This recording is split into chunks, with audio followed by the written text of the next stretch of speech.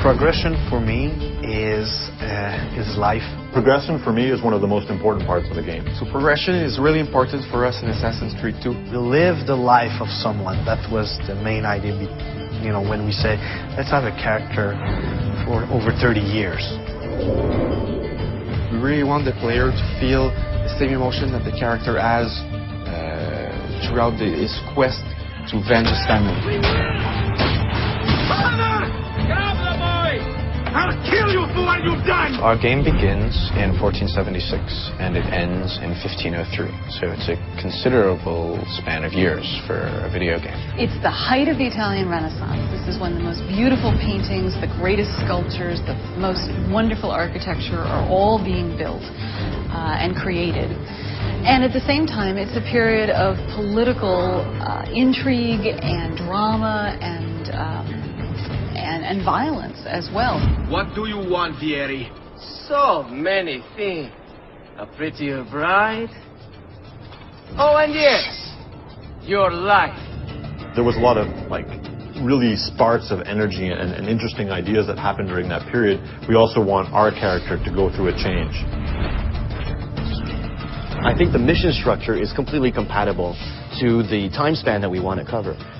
In the sense that it allows us to have some flexibility and really focus on the most poignant events that happen in history and in Ezio's life throughout his progression. Throughout the game, he's going to encounter people. I was hoping you could help me with something. He will have friends that will teach him abilities. He will be taught fighting by his uncle. He will learn a few skills from the different groups of different factions in the crowd. I'm going to teach you how to survive.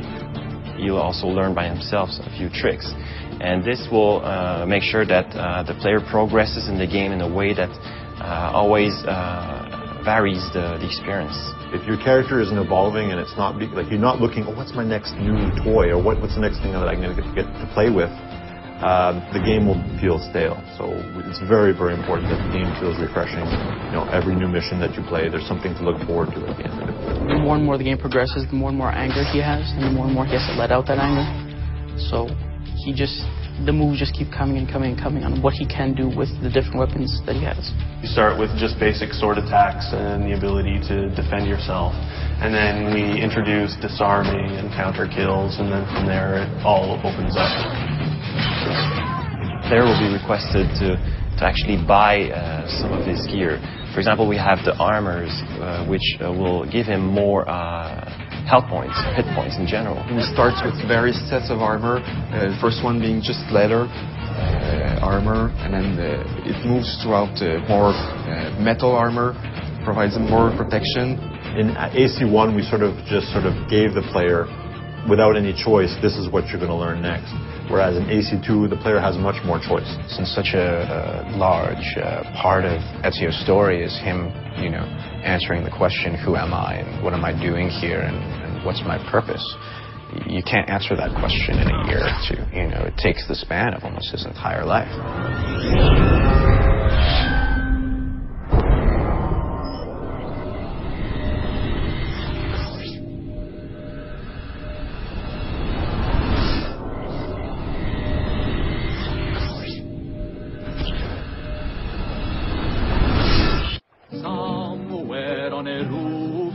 There's a hero in a hood. Fear him not, lest you who have sinned, for his cause is good.